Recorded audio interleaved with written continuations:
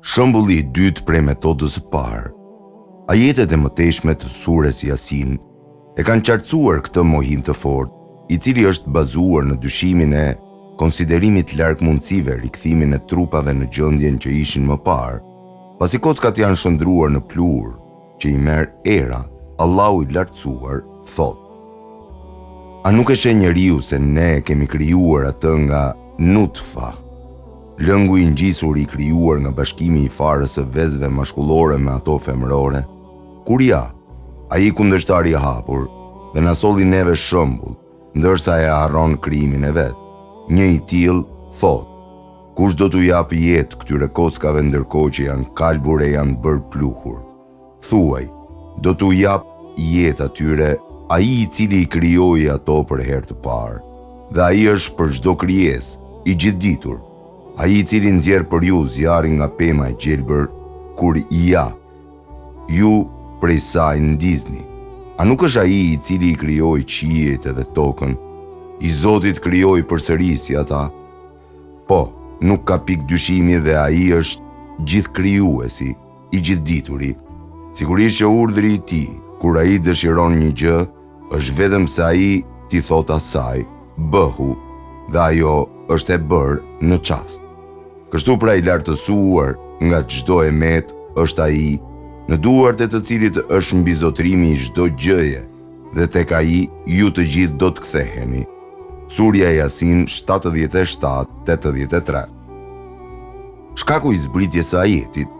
Dietarët e komentimit të Kuranit kanë përmendur për këtë ajet se Ubej ibn Khalaf ka ardhur tek i dërguari i Allahut sallallahu alaihi wasallam, ndërkohë që në duar kishte eshtra të bëra pluhur. Ai ndante ato, i hidhte në erë dhe thoshte: O Muhammed, ti pretendon se Allahu do ta ringjalli këtë?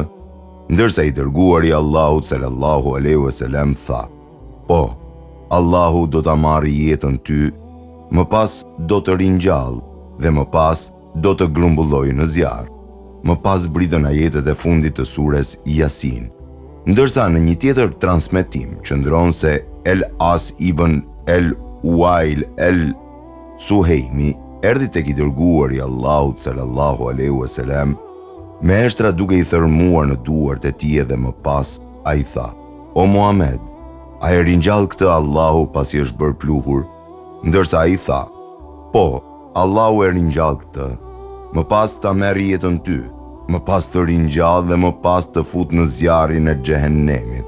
Më pas zbriti ajeti.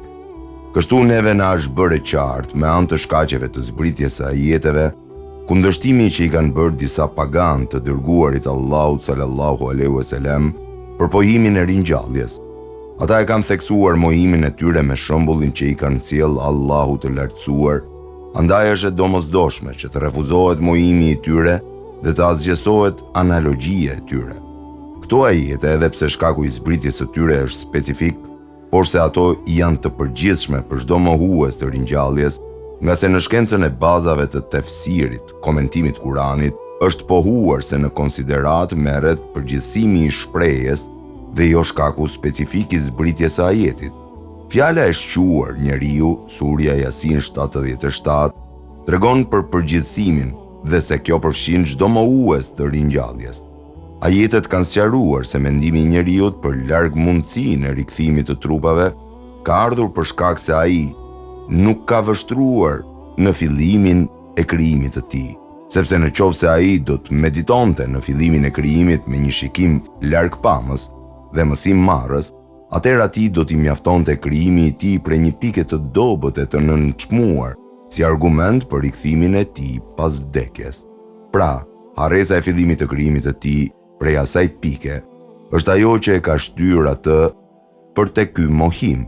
Më pas e ka shtyr atë të krahasojë Allahun e plot fuqishëm me paaftësinë e njeriut. A nuk e sheh njeriu fillimin e krijimit të tij? Domethënë, a nuk e di ai se ne kemi krijuar atë? Domethënë, e kemi filluar krijimin dhe sjelljen e tij në ekzistencë nga një nutfa, lëng i ngjizur i krijuar nga bashkimi i farës së vezëve mashkullore me ato femërore, prej spermës, e cila derdhet, e sa e dobët edhe e paaftësh ajo. Kur ja, Pas dobësisë dhe paaftësisë së tij, veç kur e sheh atë njeri të fortë që flet, ai kundërshtar i hapur, domethënë, pas atyre cikleve dobësie, veç kur ai u shndërrua debatues dhe polemizues i madh. Për këtij debati dhe polemizimi është çështja e ringjalljes dhe shpërblimit. Ai e mohon fuqinë e krijuesit të tij, i cili e ka krijuar atë për herë të parë. Njeriu jo besimtar pretendon se ai nuk ka fuqi që ta rikthejë atë për herë të dytë. Dhe na solli neve shembull, domethënë shembull të çuditshëm edhe habitës që kundërshton fuqinë tonë të vërtetuar me argument të padiskutueshëm për rikthimin. Ai na ka shëmbëllyer dhe na ka bërë të njëjtë me krijesën, duke krahasuar fuqinë tonë me fuqinë e tyre. Më pas Allahu i lartësuar ka sqaruar se shkaku i kësaj është harresa e tij dhe mos vështrimi i krijimit të parë.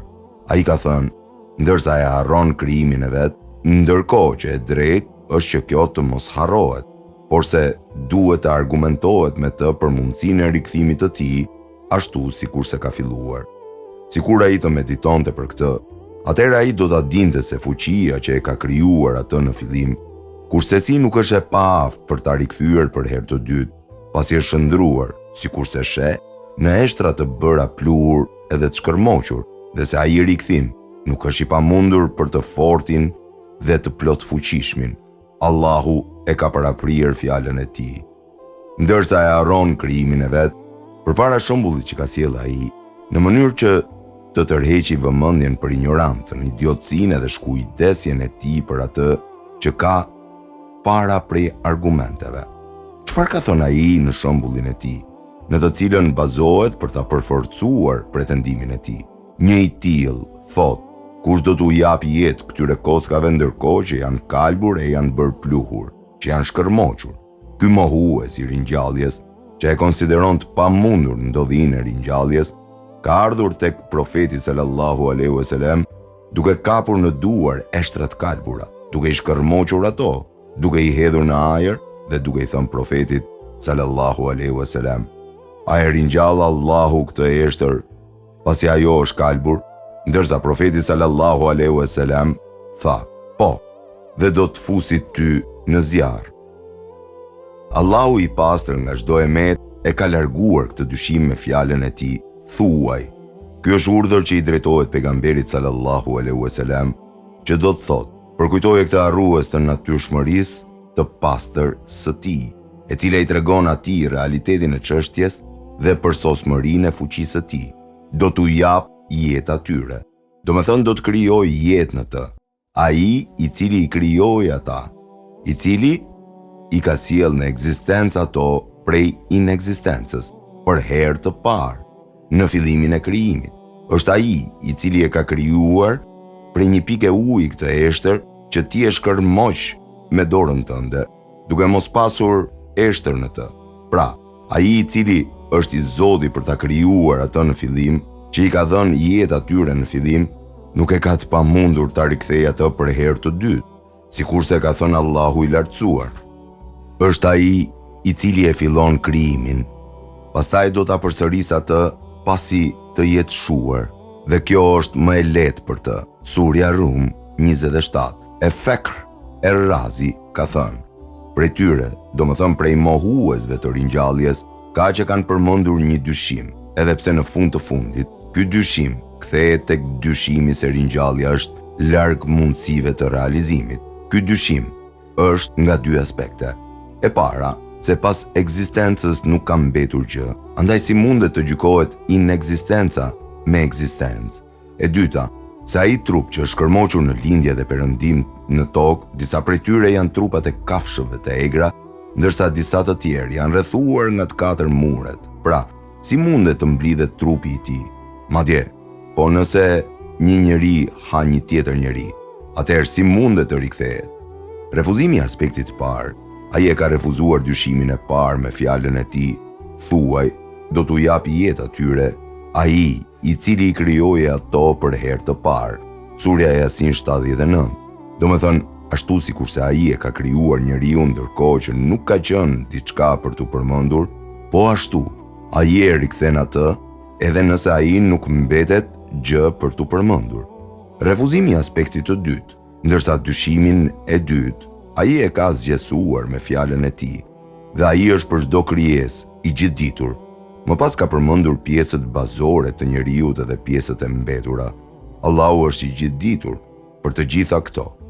Ai do të rikthejë çdo pjesë të personi i vet edhe më pas do t'i rikthejë atij jetën.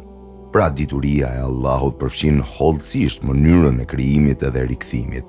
Dituria e tij përfshin të gjitha pjesët e shkërmoqura të çdo personi, bazët dhe degët e tyre, sikurse ka thënë Allahu i lartësuar. Ne e dim atë që toka merr prej tyre, prej trupit të vdekur të tyre, dhe te ne është një libër i ruajtur mirë. Surja Kaf 4. Ai është i Zotit të rikthejë atë në të njëjtën pamje që ishte më parë, sikurse ka thënë Allahu i lartësuar. Po, sigurisht, ne jemi të Zotit t'i ringjallim ata dhe t'i vëmë e t'i rendisim në mënyrë të përkryer shenjat e gishtave të tij. Surja Kiame 4. Ndërkohë që shenja e gishtit është gjëja më e hollë dhe më e vogël tek njeriu. Më pas, ai e ka vijuar këtë me argumente të dukshme, me shisa që tregojnë për përsosmërinë e fuqisë hyjnore, duke u sqaruar atyre se nuk ka ndonjë arsye për t'u çuditur. Si mundet kjo, ndërkohë që para tyre ka aq shumë argumente universale që tregojnë se krijuesi nuk ka asgjë të pamundur, saqë atyre do t'u mjaftonin këto argumente në qoftë se ata do të meditonin në to me syrin larg pamës dhe meditues. Allahu i lartësuar thot, do t'u jap jetë atyre, ai i cili nxjerr për ju zjarrin nga pema e gjelbër, kur ja, ju prej saj ndizni. Ky ajet madhështor tregon për përsosmërinë e fuqisë hyjnore që sjell në ekzistencë të kundërtën prej të kundërtës. Kjo pema e freskët, prej së cilës pikon uji, krijuesi i plot fuqishëm ka krijuar prej saj këtë zjarr që është e kundërta e ujit. Kjo është diçka më e çuditshme se sa rikthimi i asaj që është e freskët në diçka të freskët, pasi asaj ka kaluar një periudhë ku ishte e thatë. Po ashtu, ky ajet përmban refuzim kundër dyshimit të cilin e sjell ai që mohon ringjalljen pas vdekjes. Dyshimi thotë se vdekja është e ftohtë dhe e thatë, ndërsa prej natyrshmërisë së jetës është lagështia dhe nxehtësia. Kur aty arrin vdekja, pastaj nuk mundet që aty të hyjë jeta, nga se në të ka dy gjëra të kundërta. Realisht ky dyshim është i dobët edhe nuk mund të hyjë fare në temën e ringjalljes, nga se i pamundur është bashkimi midis dy gjërave të kundërta në një gjë të vetme. Do me thënë që një trup të jetë njëkohësisht gjallë dhe vdekur, e kurse ringjallja nuk hyn në këtë temë, sepse ringjallja është jeta pas vdekjes, jo njëkohësisht me vdekje. Kur trupi i kalon vdekja, atëherë ikën jeta dhe vazhdon të jetë i vdekur derisa të vi koha e ringjalljes. Kur ti rikthehet jeta për herë të dytë, atëherë ikën vdekja. Pra këtu nuk ka bashkim midis dy gjërave të kundërta. Ai ka krijuar duke i refuzuar mohuesit e ringjalljes dhe llogarimarrjes, duke i kundërshtuar njeriu mendimin që thotë se është larg mundësive ndodhia e ringjalljes, duke thënë: a nuk është ai i cili i krijoi qiejt edhe tokën, i Zoti të krijoi përsëri si ata? Përderisa ai është i Zoti për këtë, atëherë ai është i Zoti t'i rikthej po ata. Sikurse kjo pyetje t'i drejtohej njeriu me natyrshmëri të pastër e të saktë, në të cilën e ka krijuar Allahu, atëherë ai do të përgjigjej: po, do me thënë ai është i Zoti për ta bërë këtë, nga se kjo është përgjigja që nënkuptohet prej asaj që ata e pranojnë dhe nuk e mohojnë. Dhe sikur ti pyesi ata, kush i ka krijuar qiejt edhe tokën edhe ka sjell diellin dhe hënën të rrotullohen, padyshim që do të përgjigjen: Allahu, si atëherë gënjehen e shmangen nga e vërteta. Surja Ankebut 71. Nga se Allahu i lartësuar është gjithkrijuesi i gjithdituri. Do me thënë që krijon shumë, e ndërsa krijimi i shumë buron nga përsosmëria e fuqisë së tij. Ai është i gjithdituri, të cilit nuk i fshihet asgjë. Dituria e tij është gjithëpërfshirëse e vogëlsirave të gjërave dhe e tërësive të tyre, sikurse ka thënë Allahu i lartësuar. Dhe ata që nuk besojnë, thonë: Kiameti nuk do të vijë tek ne. Thuaju: po për Zotin tim, ai do të vijë mbi ju. Allahu është ai i gjithdituri i gajbit, i së fshetës, as edhe një thërmi, ose më e vogël se ajo, ose më e madhe, nuk shpëton nga dienia e tij në qiej ose në tokë, veç se është në librin e qartë, të ruajtur mirë në El-Leu El-Mahfudh, Surja Sebe 31. Allahu i lartësuar ka thënë: më tej sigurisht që ne do t'ju shtjellojmë gjithë ndodhin me dieni të plot, dhe është e vërtet që ne nuk kemi munguar për asnjë çast e në asnjë vend. Surja El-Araf 7. Më pas ai ka treguar për përsosmërinë e fuqisë së tij edhe pushtetin e plot për të vepruar me dëshirën e tij.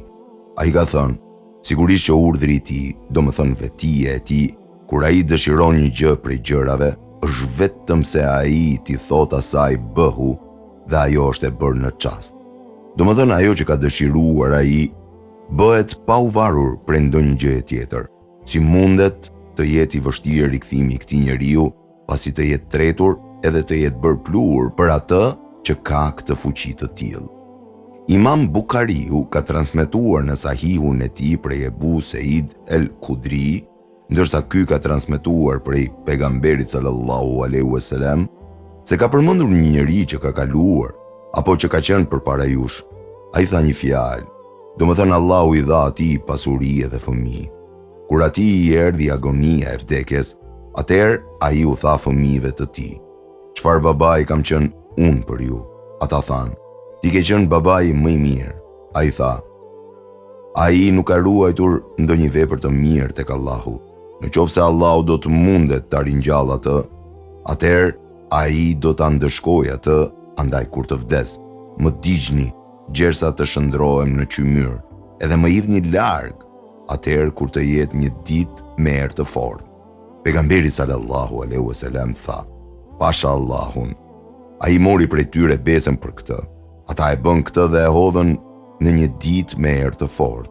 Allahu i plot fuqishëm tha: bëhu, kur ja, ai njeri ishte në këmbë. Allahu i tha: o robi im, çka të shtyu ty të bësh këtë gjë? Ndërsa ai tha: frika prej teje. Ai tha: ai nuk e rregulloi herë tjetër, veçse e mëshiroi tek ajo. Ebu Uthmani ka treguar këtë hadithin edhe ka thënë: këtë e kam dëgjuar prej Ebu Selman, vetëm se ai ka shtuar aty: më hidhni në det. Ky hadith ka treguar për përsosmërinë e fuqisë, e cila nuk ka ndonjë gjë të pamundur. Çdo gjë që Allahu do varet vetëm nga fjala e tij, bëhu, dhe ajo bëhet ashtu sikurse ai ka dashur. Ibn Kathiri ka sjellë një hadith në komentimin e tij të fjalës së Allahut të lartësuar. Sigurisht që urdhri i tij, kur ai dëshiron një gjë, është vetëm se ai t'i thot asaj bëhu, dhe ajo është bërë në çast. Surja Yasin 82. Këtë hadith e transmeton Ahmedi nga Ebu Dheri. Allahu qoftë i kënaqur me të, se ka thënë i dërguari i Allahut sallallahu alaihi wasallam: me të vërtet Allahu i lartësuar thot: o robër të mi, çdo njeri prej jush është mëkatar, përveç atij që unë e kam fal. Andaj më kërkoni mua falje që unë t'ju fal. Çdo njeri prej jush është i varfër, përveç atij që unë e pasuroj. Me të vërtet, unë jam bujar, i lavdishëm, i pasur. Unë bëj çdo gjë që dëshiroj. Dhurata ime është fjala ime, ndëshkimi im është fjala ime. Kur dëshiroj të bëhet diçka, vetëm se them bëhu, dhe ajo bëhet. Më pas Allahu e ka pastruar veten prej asaj që i mveshin jo besimtarët prej paftësisë, edhe ka thënë: kështu pra, i lartësuar mbi gjithçka është ai, në duart e të cilit është mbi zotrimi i çdo gjëje, dhe tek ai ju të gjithë do të ktheheni. Surja Yasin 77-83. Në duart e tij janë çelësat e depove të qiejve dhe të tokës. Të gjitha çështjet i kthehen vetëm atij, dhe tek ai do të rikthehen robërit në ditën e rikthimit për t'u shpërblyer çdo veprues për veprën e tij. Shembulli i tretë prej metodës së parë. Allahu i plotfuqishëm përmend në surën Isra atë dialog nëpërmjet mohuesit të ringjalljes dhe të dërguarit të Allahut sallallahu alaihi wasallam. Allahu i lartësuar thot: dhe thon: çfarë? Kur të jemi eshtra e thërrime, vërtet që do të ringjallemi për të qenë një krijim i ri? Thuaj, edhe nëse jeni gur e hekur, apo ndonjë gjë e krijuar akoma më e madhe në gjokset tuaja. Pastaj ata do të thonë, kush do të na rikthej neve në jetë? Thuaju, ai i cili ju krijoi ju herën e parë. Pastaj ata do të tundin kokën dhe do të thonë, kur do t'jetë kjo ringjallja? Thuaju, ndoshta do t'jetë shumë afër, ditën kur ai do t'ju thërras ju dhe ju t'i përgjigjeni thirrjes së tij me fjalët e falënderimit dhe nënshtrimit të tij, dhe do t'ju duket se keni qëndruar në këtë botë veçse fare pak. Surja Isra 49:52. Në ajetin e parë ka treguar për dyshimin e mohuesve të ringjalljes. Ai dyshim është konsiderimi i ndodhisë së rikthimit diçka larg mundësisë, nga se logjikat e tyre nuk e përfytyrojnë mundësinë e rikthimit dhe ndodhinë e tij pas shkërmoqjes së trupave dhe ndarjes së tyre. Allahu i plot fuqishëm ka sqaruar se nuk ka vend për të çuditur në këtë, duke qenë se bëhet fjalë për fuqinë e Zotit. Prandaj dhe i ka qortuar me këtë metodë, ku i ka bërë të paaft ata për t'u përgjigjur. Ai e ka urdhëruar profetin e tij sallallahu alaihi wasallam që t'u përgjigjet atyre me fjalët e tij. Thuaj, o Muhammed, duke ju përgjigjur atyre që mohojnë fuqinë tonë për rikthimin e trupave të tyre të dobta në po të njëjtën gjendje të mëparshme në të cilën i ka sjell në ekzistencë. Edhe nëse jeni gur e hekur, ose çfarëdo lloj gjëje që ju duket e madhe dhe e pamundur për ta pranuar jetën për shkak të dallimit të plot dhe të kundërshtimit që ka ndërmjet njëri tjetrit, atëherë patjetër që ju do të ringjalleni dhe do të riktheheni për t'u shpërblyer për veprat tuaja. Porse edhe pasi ata e dëgjuan këtë, ata u thelluan më shumë në mohimin e tyre dhe thanë, nëse do t'ishim gur apo hekur, kush do t'na rikthej neve në jetë? Atëherë atyre u erdhi përgjigja me atë çka ata e pranojnë, veç sikur të logjikonin. Thuaju, ai i cili ju krijoi ju për herën e parë. Domethënë, ai ju ka krijuar në fillim, ndërkohë që ju nuk kishit diçka për t'u përmendur. Është ai i plot fuqishëm për rikthimin tuaj për së dyti. Ju e pranonit se ai është krijuesi juaj. Dhe nëse i pyet ata se kush i ka krijuar, patjetër që do të përgjigjen Allahu. Surja Ez-Zukhruf 87. Pra, si mundet ta konsideroni diçka larg mundësive rikthimin tuaj, veçse ata nuk i kushtuan në rëndësi për ta qortuar këtë argument, prandaj ata tundën kokat e tyre në formë tallje, duke e konsideruar ndodhinë e tij larg mundësive dhe duke thënë: kur do t'jetë kjo ringjallja? Domethënë, kur do jetë kjo gjë e jashtëzakonshme për të cilin na premton? Allahu i pastër nga çdo emet e sqaroi këtë se është afër, nga se ajo është duke ardhur, dhe çdo gjë që është duke ardhur është afër. Thuaju, ndoshta do t'jetë shumë afër. Atë ditë Allahu do të thërras krijesat, ndërsa ata do t'i përgjigjen thirrjes. Allahu i lartësuar ka thënë: dhe nga treguesit e tij është se qielli dhe toka qëndrojnë me urdhrin e tij, edhe më pas, kur ai t'ju thërras ju me një thirrje, kush të shohësh, ju do dilni nga toka, nga varret tuaj për llogari e shpërblim. Surja e Rum 25. Domethënë, kur t'ju urdhëroj që ju të dilni prej tokës, atëherë nuk ka kush që ta thyej urdhrin e tij edhe që të mos pranoj. Dhe do t'ju duket se keni qëndruar në këtë botë veçse fare pak. Atëherë kur të bëhet ajo që ju kam premtuar, sikurse fjala e Allahut të lartësuar, ditën kur ata ta shohin atë, do t'jetë si të mos kishin qëndruar në këtë botë veçse një pasdite ose një mëngjes.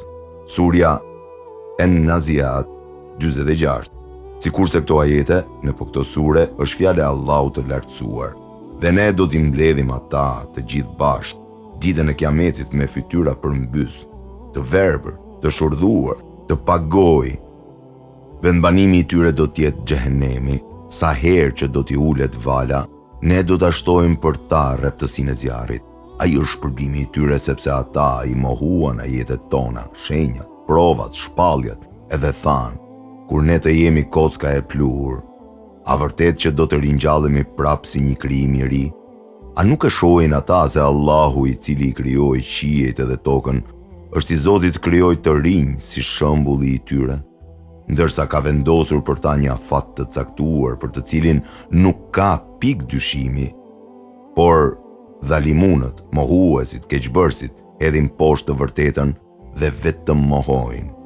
Surja El Isra 97-99. Allahu i lartësuar ka njoftuar në ajetin e parë për mbledhjen e mohuesve të ringjalljes në pamjen më të shëmtuar, si shpërblim për mohimin që i kanë bërë Allahu të lartësuar dhe ajeteve të tij dhe për përgënjeshtrimin e të dërguarve të tij.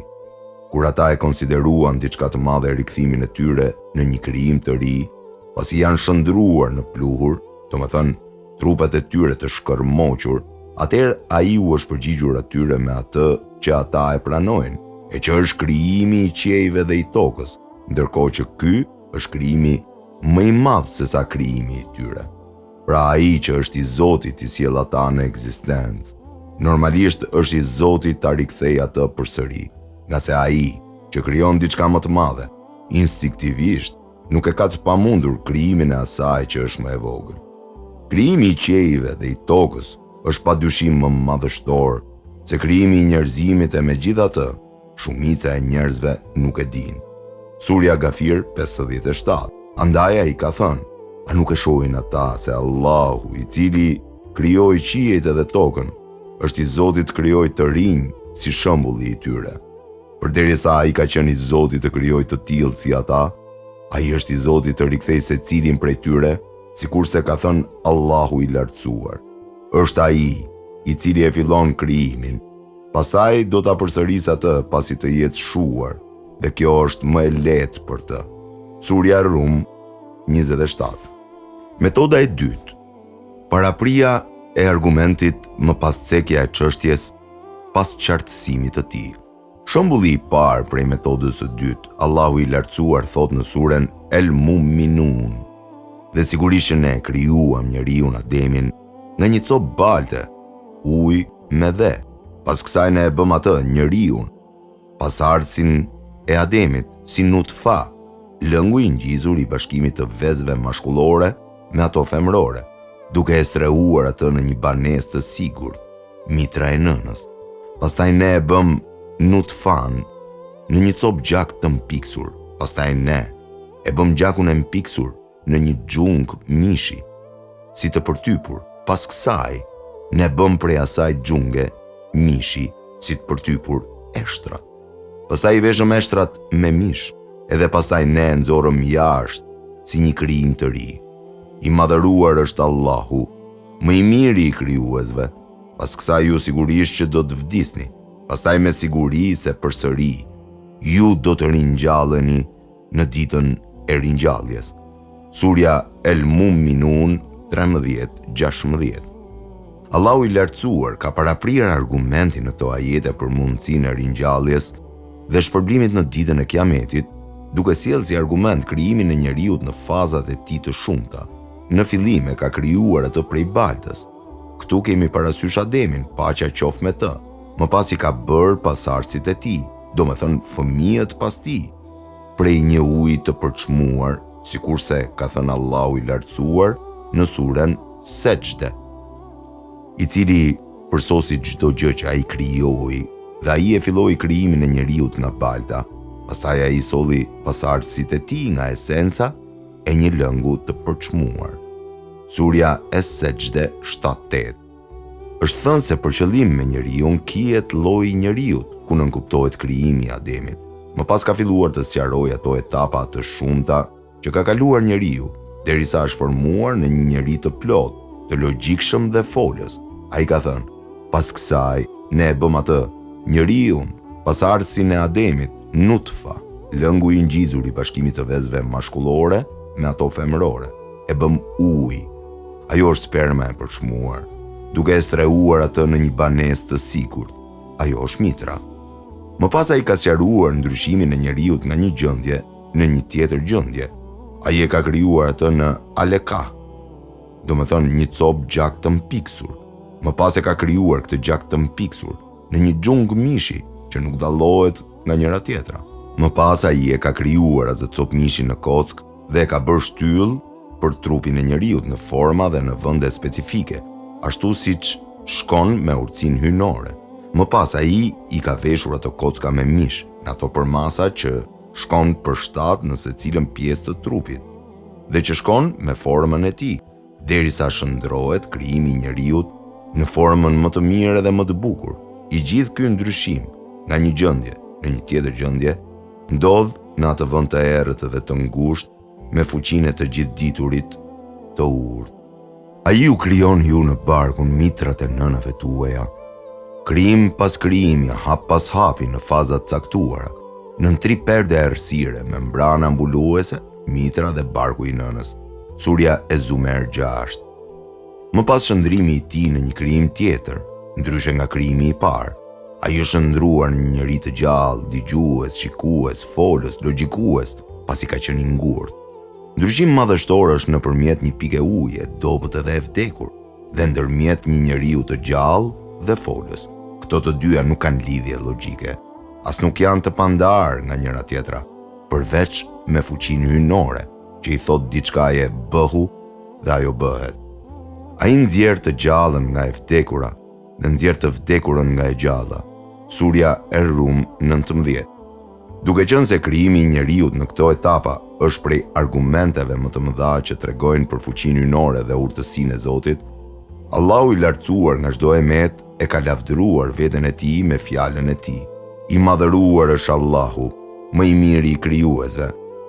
Kështu Allahu i lartë madhëruar u paraqet argumentin atyre të cilëve po u drejtohet me fjalë, në atë mënyrë që ata nuk munden ta mohojnë, sepse kjo është prej gjërave që ata i shohin.